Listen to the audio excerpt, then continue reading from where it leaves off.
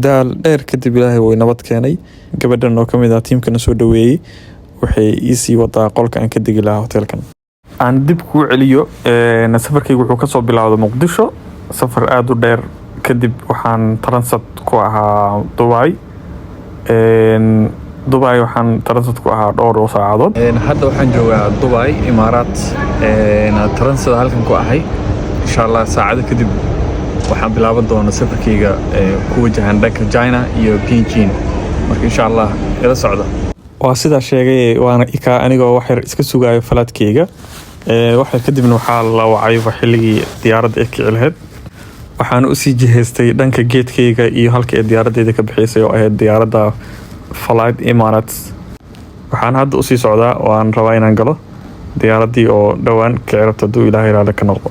Dubai iyo Beijing oo caasimadda China waxayna siday 7 saacadood xiriir ah. Intii daal dheer kadib Ilaahay wuxuu na sameeyay Beijing. Airportka Beijing China caasimadda China wuxuu ka mid yahay airportada ugu waaweyn dalkan China. Laakiin gudaha China markii laga hadlayo waxa ugu weyn airportka Shanghai Airport. Markii aan soo degay kadib inta aanan marin passport check waxa aan maray fingerprinting oo ah self fingerprinting.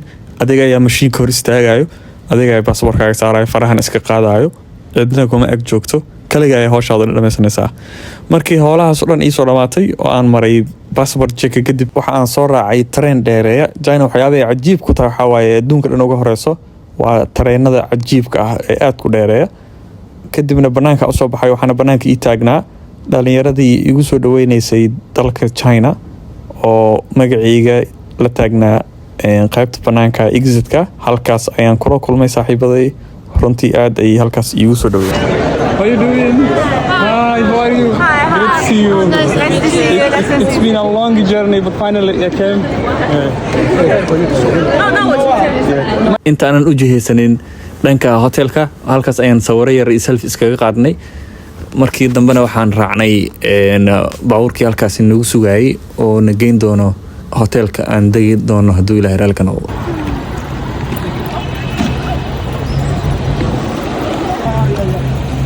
Welcome to China. Thank you. Welcome to China. Namkeleki le China. Kaftan dheer iyo baashaal oo aan waqtiga iskaga luminaynay maadaama hotelka uu aad u dheeraa. Ugu dambeyn waxaan soo gaarnay hotelkii aan check-in ka sameyn lahayn maadaama aan aad u daalnaa oo aan safar waqti dheer aan soo galay, waqti badan ma aan lumin.